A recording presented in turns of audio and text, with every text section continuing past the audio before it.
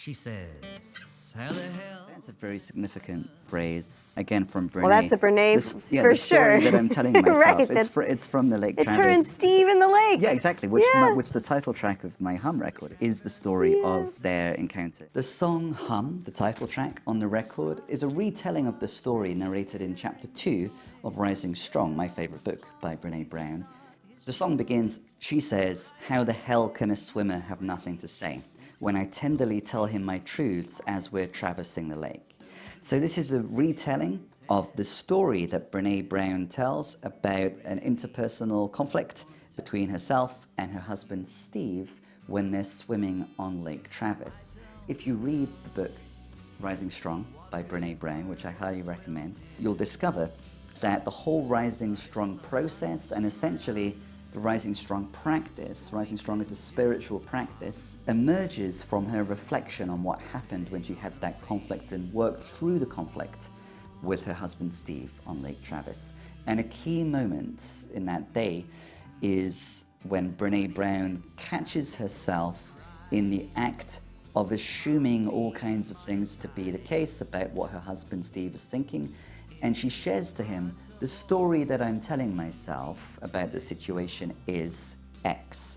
And then once she's vulnerably shared what story she's telling herself specifically about how he must think she looks in a bathing suit, then that opens up this space for working through, refining, revising what story we're telling ourselves.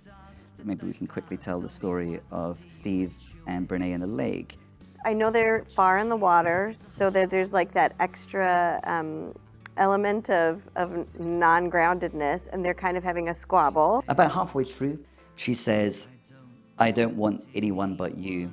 Now I know some of the stories that I tell myself aren't true, and besides, with a Big Door Prize, he knew just what that code meant. John Prine and Iris DeMent had always meant so much. If we lose touch, we could just hum. Hopefully, if any of the viewers are already familiar with Brene Brown's Rising Strong and the Lake Travis story, you can already see how the song is engaging with that story. Brene Brown claims in that chapter that what lay beneath the water of Lake Travis was the story of Rising Strong, and her whole theory of how to rise strong after shame-inducing falls, the moments that we're all familiar with of being face down in the arena and feeling ashamed, embarrassed, like we've missed the mark. How to rise strong from those moments, Brene Brown's entire theory is based on her reflection of what happened under the water in Lake Travis. The lyric in Hum is, now I know some of the stories that I tell myself aren't true. Yeah. And that's a key starting point, taking as a given that we all confabulate, we're all like conspiracy theorists. Oh my gosh, yeah. The human brain Yes. constructs stories to try and make sense of things. Yeah, we're meaning makers. I mean, that's Yes. one of Brene's big things, and yeah, that's absolutely true. And I think most often, some of the stories are helpful, but a lot Yes. of them, especially in one-on-one relationships, can go awry. Yeah. We're never gonna let it go. The closing lyric of my song Hum is, yes, what lay beneath the water was the story of Rising Strong, but what sparked the revolution was a song.